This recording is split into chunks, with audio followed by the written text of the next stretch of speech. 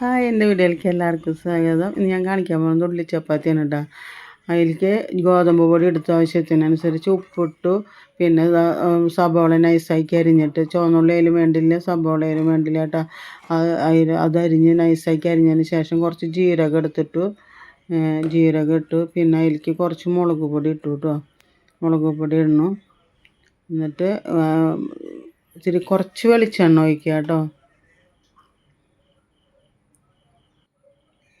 വെളിച്ചെണ്ണ ഒഴിച്ചു. പിന്നെ വെള്ളം ഒഴിച്ചിട്ട് നമുക്ക് കുഴയ്ക്കാം കേട്ടോ. അങ്ങനെ വെളിച്ചെണ്ണയും എല്ലാം കൂടി കൂട്ടി കുഴച്ചതിന് ശേഷം നമ്മൾ നന്നായി ചപ്പാത്തിക്ക് എങ്ങനെയാണോ കുഴയ്ക്കണത് നമ്മൾ അതേമാതിരി എല്ലാ സ്ഥലത്തും ഉപ്പും മുളകും പിന്നെ ഉള്ളിയൊക്കെ നന്നായി കൂട്ടി കുഴച്ചതിന് ശേഷം നന്നായി പരത്തുക. ഉണ്ടാക്കിയിട്ട് നമ്മളതിനെ പരത്തിയിട്ട് ഓരോ കൊച്ചുരുളയാക്കിയിട്ട് പാകത്തിനനുസരിച്ച് ഉരുള വെട്ടിയിട്ട് നമ്മളത് പരത്തിയെടുത്ത് അതിനെ നമുക്ക് എണ്ണ പറ്റിയിട്ട് അത് ചപ്പാത്തി സാധാരണ നമ്മളെങ്ങനെ ചുടുക അതുപോലെ ചുടുക. എണ്ണ പറ്റിയിട്ട് ചുടുക കേട്ടോ. അപ്പോൾ അതിന് കല്ലുമ്മലിട്ടിട്ട് നന്നായി ഒന്ന് കുഴച്ചതാണ്. അങ്ങനെ കുഴച്ച് നമ്മൾ പാകത്തിനുള്ള ചെറിയ ഉരുളകളാക്കി നമ്മളതിനെ പരത്തണം. നല്ല ടേസ്റ്റ് ഉണ്ട് കേട്ടോ. ഇത് നമുക്ക് 4 മണിക്ക് പലഹാരം ചായക്കൊപ്പം കഴിക്കാനും നല്ല പാലൊഴിച്ച ചായക്കും കട്ടൻ ചായക്കും എല്ലാറ്റിനും കഴിക്കാൻ നല്ലതാണ് കേട്ടോ. കുട്ടികൾക്കൊക്കെ ഭയങ്കര ഇഷ്ടമാവും.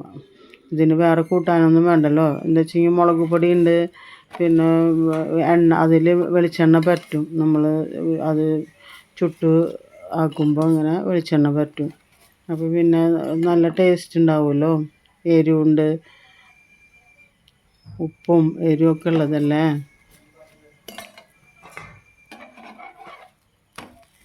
അങ്ങനെ അത് എണ്ണ പറ്റി അത് ചുട്ട് വെളിച്ചെണ്ണ എന്തായാലും വേണ്ടില്ല കേട്ടോ. അതിനനുസരിച്ച് നമുക്ക് ചൂടാൻ പറ്റും. എന്നിട്ട് ചുടുക്കാൻ ഇങ്ങനെ കഴിക്കാൻ നല്ലതാണ് കേട്ടോ. ഇഷ്ടമുള്ളവർക്ക് ഇങ്ങനെയൊക്കെ ഉണ്ടാക്കി കഴിക്കാം.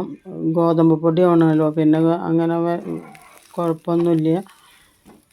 കാലത്താണ് ഇഷ്ടം വെച്ചാൽ അങ്ങനെ കഴിക്കാം. 4 മണിക്ക് പലഹാരത്തിന് ചായക്കൊപ്പം പലഹാരം അങ്ങനെ വേണമെങ്കിൽ കുട്ടികൾക്കൊക്കെ എല്ലാവർക്കും പറ്റുന്നൊരു പലഹാരമാണ് കേട്ടോ. അപ്പോൾ നിങ്ങളതുമാതിരി ഉണ്ടാക്കി നോക്കുക. നിങ്ങൾ എൻ്റെ വീഡിയോ മുഴുവനായിട്ടൊന്ന് കാണുക. നിങ്ങൾക്ക് ഇഷ്ടപ്പെടാണ്ടിരിക്കില്ല. ഇഷ്ടപ്പെട്ടിട്ടുണ്ടെങ്കിൽ ലൈക്ക് ചെയ്യുക, ഷെയർ ചെയ്യുക, സബ്സ്ക്രൈബ് ചെയ്യുക കേട്ടോ.